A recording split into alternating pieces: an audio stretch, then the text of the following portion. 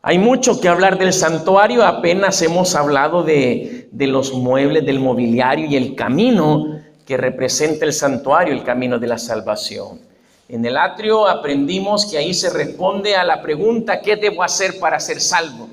Y lo que necesitamos para ser salvo es aceptar el sacrificio de Cristo por fe y bautizarnos. El que creyere y fuere bautizado. Lo primero que el hombre debe hacer es buscar su salvación. Sin dilatar el tiempo, sin esperar más. Ahí frente al santuario, con su oveja en las manos, el pecador miraba el sacrificio de Cristo y miraba el lugar donde debía ser lavado el pecado. Después estaba el lugar santo. Ya al lugar santo el pecador en el camino a la salvación ya llega salvo, porque una vez bautizados estamos salvos. La pregunta en el lugar santo cambia y ahora es: ¿qué debo hacer para mantenerme salvo? Y en lugar de hacer una larga lista de cosas por hacer o dejar de hacer, que los adventistas perdemos mucho tiempo en eso, demasiado tiempo.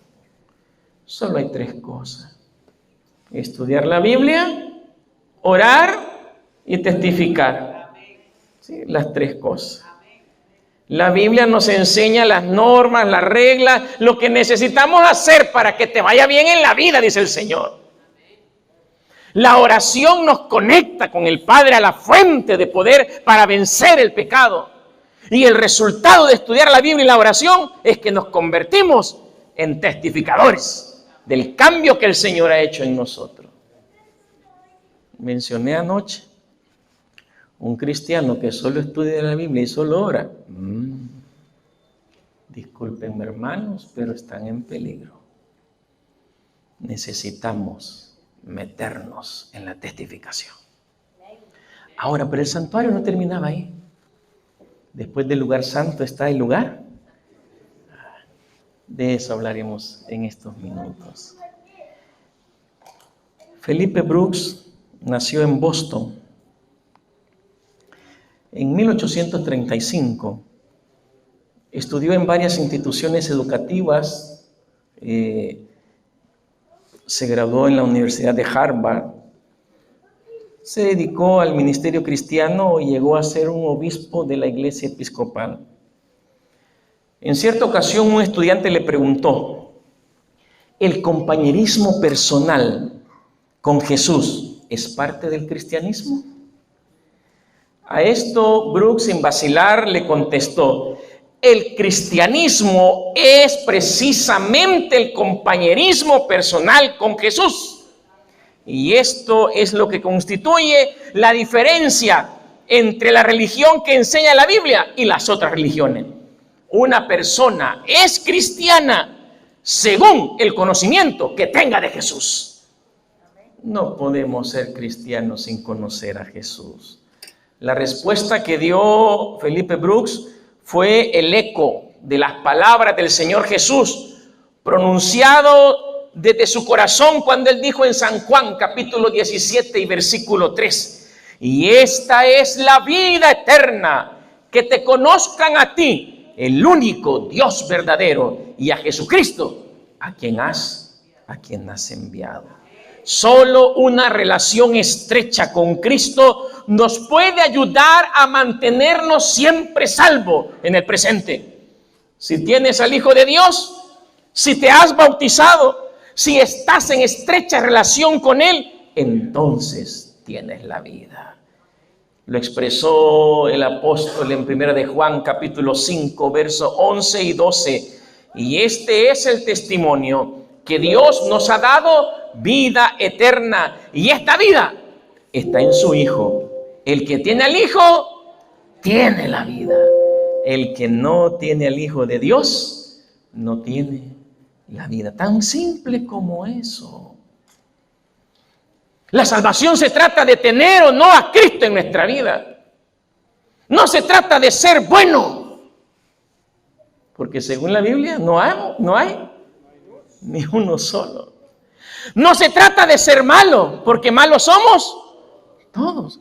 Se trata de tener a Jesús en nuestra vida. El que tiene al Hijo, tiene la vida. El que no tiene al Hijo de Dios, no tiene la vida. Por lo tanto, tu prioridad, mi querido amigo, debe ser bautizarte, entregar tu vida a Cristo Jesús si quieres tener la vida eterna. Éxodo 26, 33 y 34 nos introduce en el lugar santísimo. Éxodo 26, 33 y 34. Y pondrás el velo debajo de los corchetes y meterás ahí del velo adentro el arca del testimonio. Y aquel velo os será separación entre el lugar santo y el santísimo. Pondrás el propiciatorio sobre el arca del testimonio en el lugar santísimo. El lugar santísimo era especial. La forma, bueno, era un cubo perfecto. Tenía 4.60 metros de alto, de ancho y de profundo. Interesante. Un cubo perfecto. El lugar santo era el doble del lugar santísimo. Ahí, en el lugar santísimo, estaba separado del resto del tabernáculo o del lugar santo por un velo. Un enorme y pesado velo de azul, púrpura, carmesí y lino torcido y bordado con querubines de oro. Dios dijo que Él aparecería en el lugar santísimo. Por lo tanto, se necesitaba ese velo, porque existe una barrera entre Dios y el hombre. No una barrera que Dios puso, una barrera que nosotros creamos cuando pecamos. Nos separamos de Dios. Necesitamos volver a Dios. El lugar santísimo solo contenía un mueble, el arca del pacto. Ese era el símbolo de la relación especial de Israel con Dios. Y el Señor se presentaba en el propiciatorio sobre el arca. En el servicio diario del santuario, el sumo sacerdote oficiaba en el atrio y oficiaba en el lugar santo, libremente todo el año. Pero en el lugar santísimo, la orden del Señor había sido dada. Ahí en Levítico capítulo 16 y versículo 2. Y Jehová dijo a Moisés: di a Aarón tu hermano que no en todo tiempo entre en el santuario detrás del velo, o sea, al lugar santísimo, delante del propiciatorio que está sobre el arca, para que no muera, porque yo apareceré en la nube sobre el propiciatorio. Solo el sumo sacerdote podía entrar al lugar santísimo, pero solo lo podía hacer una vez en el año para poder hacer reconciliación. El Yom Kippur, el día de la expiación, el sumo sacerdote estaba autorizado para entrar en ese pequeño recinto. Ahí no había ventanas y entraba para quemar incienso y rociar la sangre de un animal sacrificado. Y lo hacía sobre el propiciatorio del arca. Al hacerlo, el sacerdote expiaba sus propios pecados y los del pueblo. Leamos Hebreos capítulo 9, versículos 3 al 5.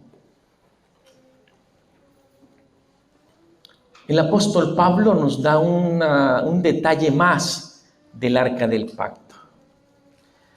Tras el segundo velo estaba la parte del tabernáculo, dice el verso 3 de Hebreos 9, llamada el lugar santísimo, el cual tenía un incensario de oro y el arca del pacto cubierta de oro por todas partes, en la que estaba una urna de oro que contenía el maná, la vara de Aarón que reverdeció y las tablas del pacto, y sobre ella 2 querubines de gloria que cubrían el propiciatorio, de las cuales cosas no se puede ahora hablar en detalle. Esta arca tenía 1.11 metros de largo y 67 centímetros de ancho. Estaba hecha de madera de acacia. Por dentro y por fuera estaba cubierta de oro. El borde superior del arca tenía una cornisa de oro macizo. La tapa del arca era el propiciatorio, estaba hecha de oro macizo. A cada lado del propiciatorio se encontraba un querubín de oro bruñido, 2 querubines. Los querubines tenían sus alas extendidas hacia adelante, cubriendo el arca. Ninguna mano profana podía tocar el arca. Hay evidencias bíblicas de que quien lo hizo murió en el instante.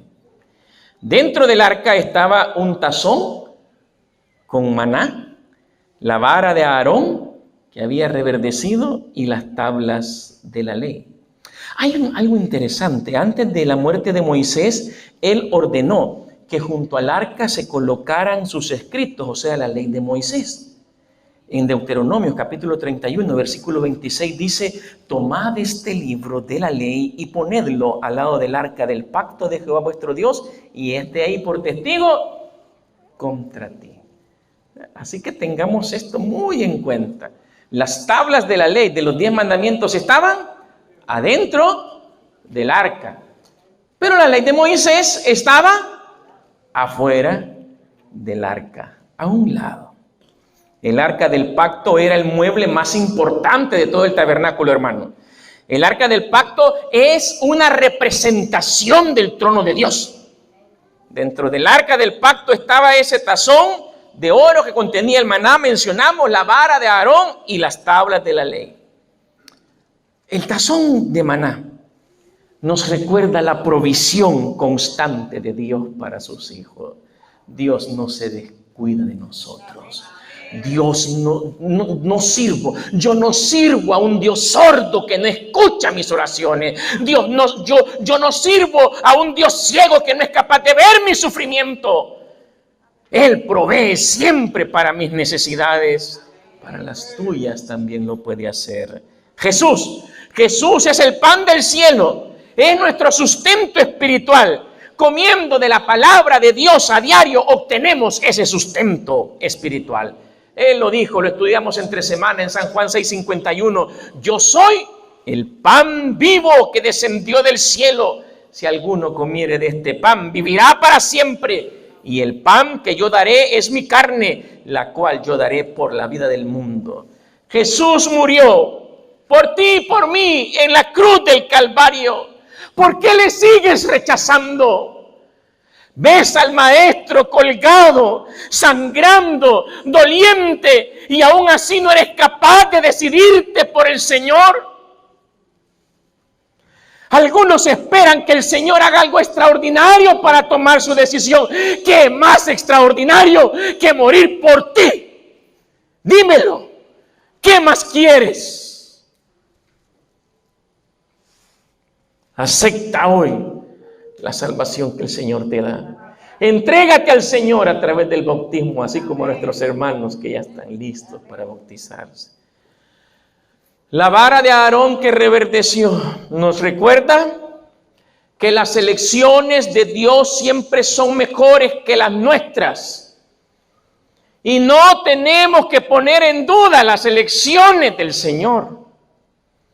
Sí, porque cuando a Aarón lo habían elegido para que fuera el sumo sacerdote, comenzaron a renegar. Y el Señor puso una prueba con unas varitas.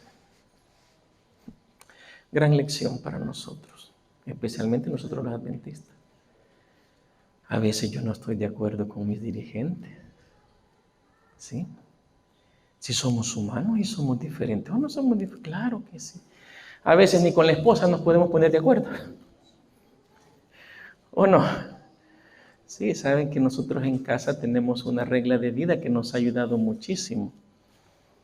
Hay decisiones importantes que tenemos que discutirlas con mi esposa. Pero nosotros tenemos un protocolo y nos ha funcionado bastante bien.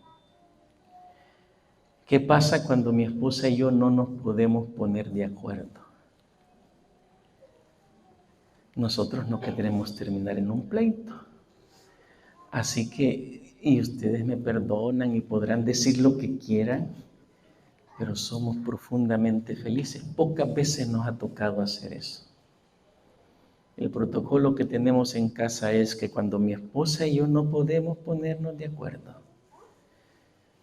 yo tengo la última palabra. Y mi esposa está a mi lado para apoyarme, aunque ella crea que yo esté equivocado. Jamás en la vida, cuando yo me he equivocado, ella me ha dicho, te lo dije. Está a mi lado. Reconozco mi error y le agradezco a mi esposa por estar junto a mí. Y si nosotros con nuestras esposas nos cuesta ponernos de acuerdo, ¿qué esperamos de nuestra relación con nuestros dirigentes? La vara de Aarón nos recuerda que aunque pareciera que Dios se equivocó con el dirigente que escogió, acaban de votar ustedes, ¿verdad? Aunque pareciera que Dios se equivocó, ha sido su decisión y tenemos que respetar eso. ¿Cuesta? Sí cuesta mucho. Pregúntenme a mí. Ya tengo remando en este barco, mis queridos hermanos, 37 años. Y sepan de cuántas veces, dice una compañera nicaragüense, me he enchichado con alguno de los dirigentes de la iglesia. Pero soy humano. Recordemos la vara de Aarón.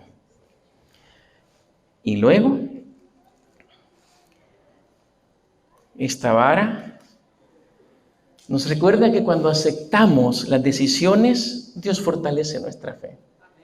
Dice Isaías 26:4, confiad en Jehová perpetuamente, porque en Jehová el Señor está la fortaleza de los siglos. Dejemos a un lado nuestra propia opinión, dejemos a un lado nuestros planes, confiemos en Jehová. Ahí está la fortaleza de los siglos. Esta iglesia imperfecta es el arca del Señor para la salvación de este mundo. Y lo mencioné hace unas noches. Todos idealizamos el arca de Noé, ¿verdad? Sí, algunos creemos que hasta olía a rosas allá adentro. Pero esa era una porquería, hermano. Tanto animal allá adentro. Y decimos que la iglesia es esa arca. Uy, eso que apesta, porque el pecado hiede. Pero este es el lugar de salvación. Confía en la fortaleza del Señor. Entrégate a Cristo. Mientras que la llamada ley de Moisés estaba a un lado del arca, dentro estaban las tablas de los 10 mandamientos. El arca es llamado a menudo el arca del testimonio. Es interesante, ¿sabes? Y se le llamaba el arca del testimonio porque dentro estaban las tablas del testimonio. Y al tabernáculo también se le llamaba el tabernáculo del testimonio. Porque la ley de Dios da testimonio del carácter del Señor. Cuando nosotros respetamos la ley del Señor, estamos luchando por asimilar dentro de nosotros el carácter y la vida del Señor. El sistema de sacrificio se ocupaba de manera diferente del pecado y necesitaba la expiación de las personas. La ley dentro del arca estaba cubierta por el propiciatorio, el lugar de la expiación, lo que indicaba que la última palabra que Dios tiene para nosotros es una palabra de misericordia. Él pide obediencia, la exige, pero sobre la obediencia te muestra su gracia y misericordia. Él puede destruirte por todos tus pecados. Él puede matarte, hacerte desaparecer. Pero si este día tú te arrepientes y le entregas tu vida al Señor, Él te perdona. Su gracia está sobre la ley en ese sentido. Al guardar la ley, nosotros simplemente lo que demostramos es que mantenemos una buena relación con Cristo. Ya no vivo yo, ahora vive Cristo en mí. En San Juan 14:15 el Señor fue claro cuando dijo: si me amáis, guardad mis mandamientos. ¿Amas al Señor lo suficiente? ¿Estás dispuesto a obedecerle? ¿Estás dispuesto a entregarte hoy al Señor? Éxodo 25:22. Y de allí me declararé a ti. Qué maravilloso. El Señor está hablando del propiciatorio. De ahí me declararé a ti.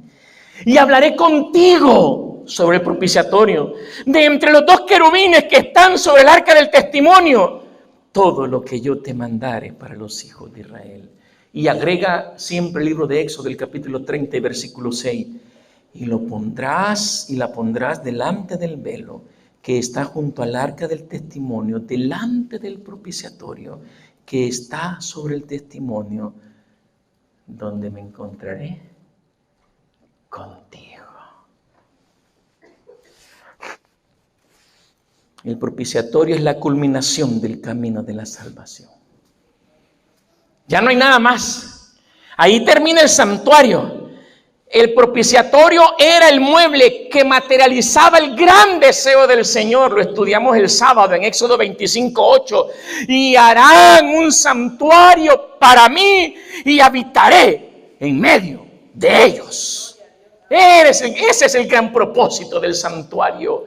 Que nosotros nos encontremos con el Señor, que Él se encuentre con nosotros, morar en tu vida, estar contigo, que nos mantengamos en constante presencia ante Él, anhelando estar con el Señor. Jesús anhela tanto, desea tanto estar con nosotros, que nos dijo en San Juan 14:3, y si me fuere y os preparare el lugar, vendré otra vez. ¿Y qué va a hacer? Y os tomaré a mí mismo. ¿Ustedes saben el significado de esta palabra, y os tomaré a mí mismo?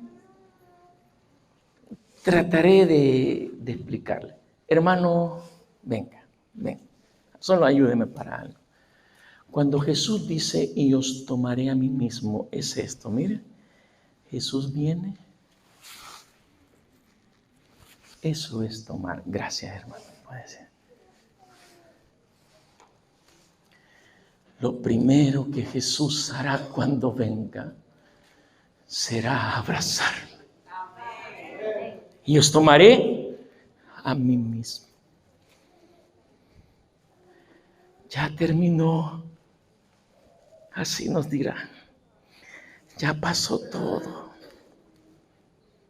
Ya no va a haber más muerte, ni enfermedad, ni llanto, ni dolor, ni clamor. Ya todo ha pasado. Él desea tomarnos. Los voy a tomar, dijo Él. Los voy a abrazar. Al fin estarán conmigo, jamás los soltaré. ¿Deseas encontrarte hoy con el Señor? ¿Deseas abrazar a Cristo y recibir la eternidad de este día? Hoy el Señor te está esperando con sus brazos abiertos. Ven a Él. Acércate al propiciatorio. El Señor desea abrazarte. Hay una historia registrada en San Mateo, capítulo 8. Solo leeremos el verso 2 y 3.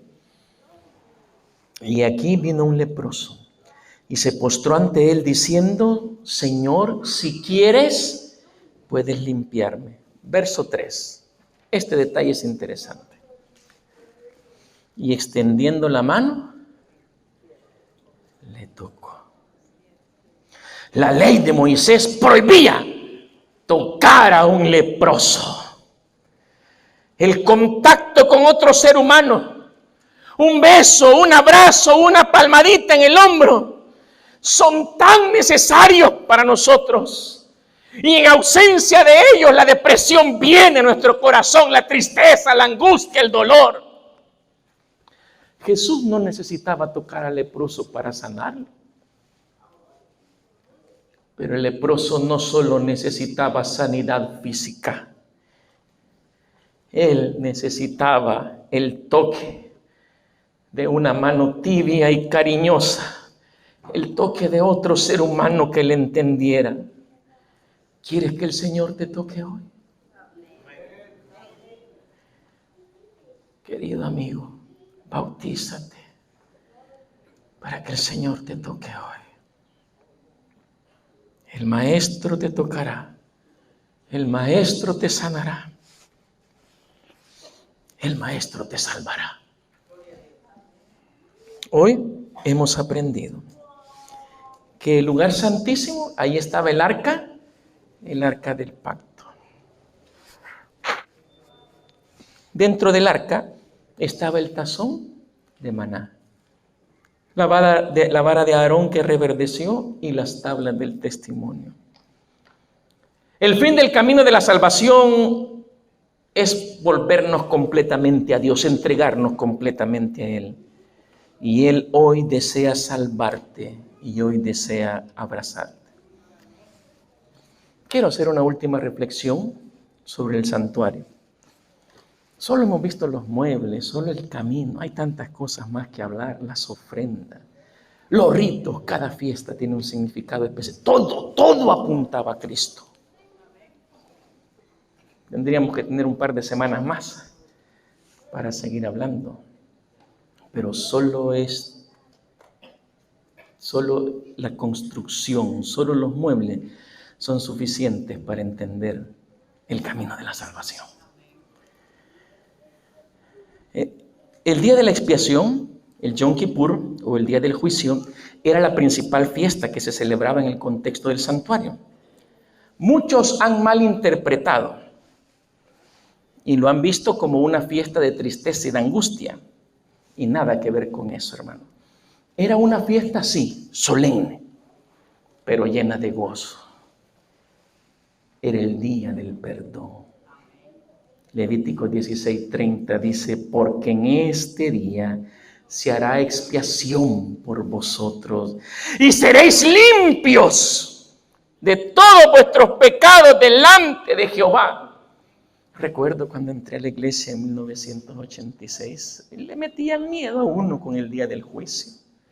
Nosotros los adventistas creemos, porque la Biblia sí lo enseña, que el santuario terrenal se hizo como una sombra, como una muestra del santuario celestial.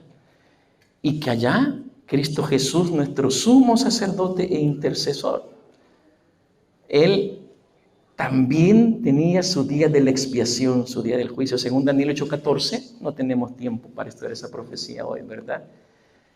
En 1844, el 22 de octubre de 1844, Jesús pasa del lugar santo al lugar santísimo e intercede por nosotros. Y entonces cuando yo me hice adventista, a mí me llenaban de miedo, hermano. ¿Sí? No sé si a ustedes les pasó.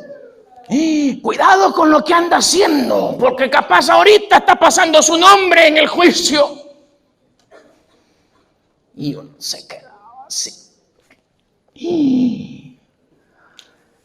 No hay nada más maravilloso que mi nombre pase en el juicio investigador. Es lo mejor que me puede pasar. Porque según Levíticos, ese juicio es de perdón. ¿Entiendes? El problema es que tu nombre no pase en ese juicio. Ese es el problema. ¿Ah?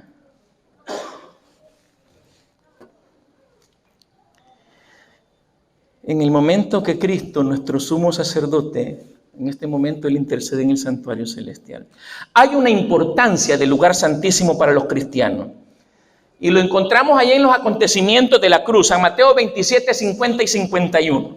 Mas Jesús, habiendo otra vez clamado a gran voz, entregó su espíritu. Y aquí el velo del templo, ¿qué pasó? Se rasgó en dos de arriba abajo y la tierra tembló y las rocas se partieron. El velo fue rasgado en dos, no por un hombre. Fue un acontecimiento sobrenatural hecho por el poder de Dios para decir algo importante. A causa de la muerte de Cristo en la cruz del Calvario, ahora ya no hay separación. Ahora podemos entrar ante la presencia del Padre. Ya no dependemos de sacerdotes, ya no dependemos de un templo, ya no dependemos de sacrificios, dice Hebreos 10, 19 y 20. Así que, hermanos, teniendo libertad, nos está hablando a nosotros para entrar en el lugar santísimo por la sangre de Jesucristo. Por el camino nuevo y vivo que Él nos abrió a través del velo. Esto es, de su carne. Martín Lutero, tratando de explicar este asunto, usaba más o menos la siguiente ilustración. Decía él: Jesús es mi amigo y Él me lleva a su casa. Y yo voy con miedo porque es la casa de Jesús.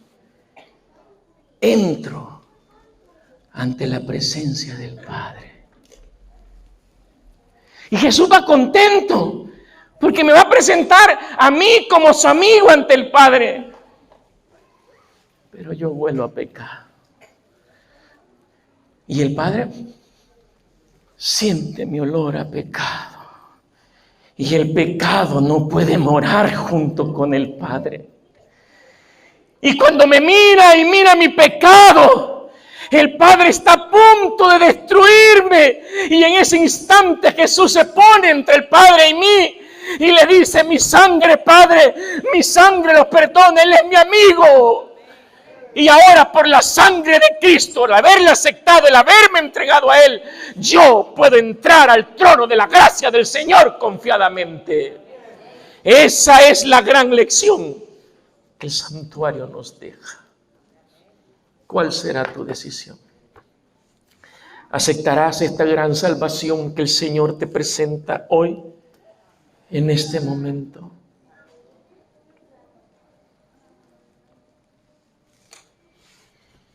Cuando se dio la plaga esta del chikungunya allá en El Salvador, ese asunto era fuerte, hermano. A mi hijo y a mí nos dio al mismo tiempo. Uy, hermano. Decían unos caballeros, ¿verdad? Porque los hombres somos más chillones que las mujeres, dicen las palabras. ¿Usted sabía que a las mujeres les da calentura? A nosotros nos da fiebre.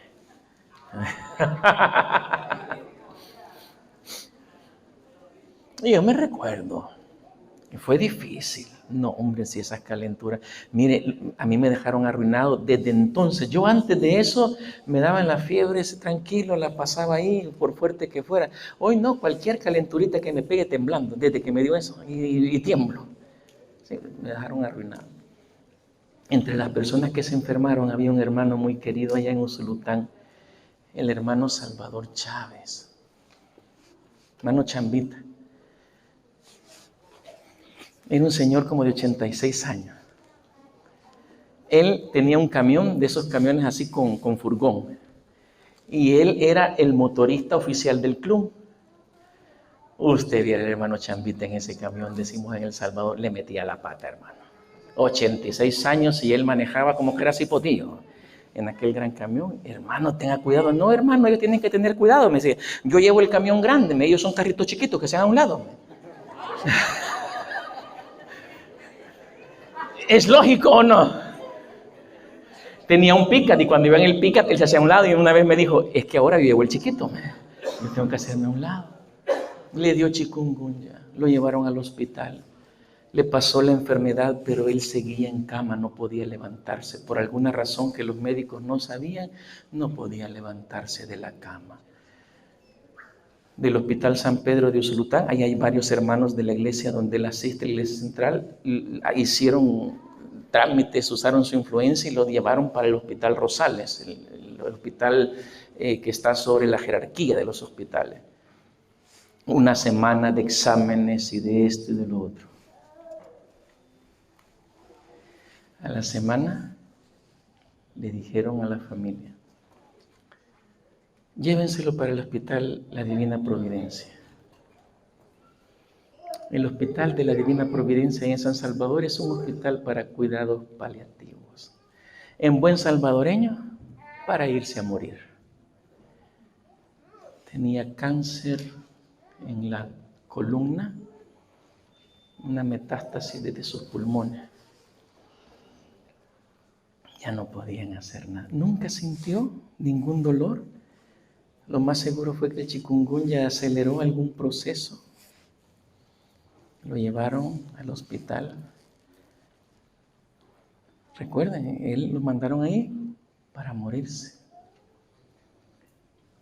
Bien me recuerdo, yo estaba en el ECAS sacando, no me recuerdo que estaba una semana que estábamos sacando unas materias.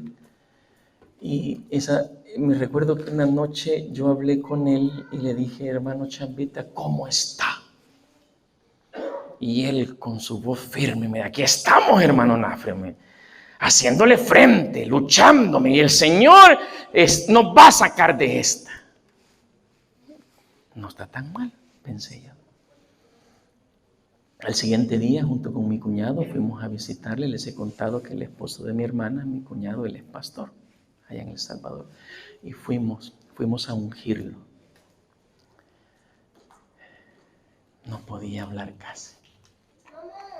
El dolor era demasiado intenso. No le habían puesto aún su dosis que le calmaba el dolor. Y él temblaba, agarraba las sábanas y las apretaba y las jalaba. Era evidente. Parecía que su rostro se le iluminó cuando nos vio a mi cuñada y a mí. Hermano, jamás en la vida yo vi lo que vi ese día. Mi cuñado y yo hicimos oraciones. Mi cuñado le ungió. Y cuando abrimos los ojos, después de haber orado y ungido al hermano, él estaba así, con sus manos extendidas, como cuando el corredor atraviesa la meta de victoria. Estaba así. Nos despedimos, le pusieron el medicamento, se calmó un poco. Nos fuimos a casa a preparar nuestras maletas para regresarnos al lugar donde estábamos en reunión. Del hospital a la casa, más o menos unos 20-25 minutos era el viaje. Llegando a la casa, nos llamaron para avisarnos que había muerto.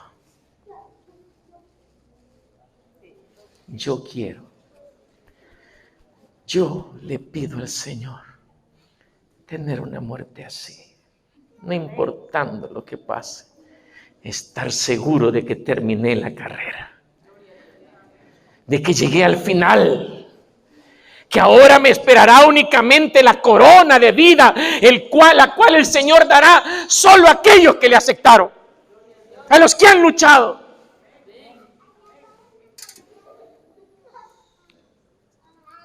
Cuando llegue tu último día sobre esta tierra, si fuese hoy, tendrás la seguridad de la salvación.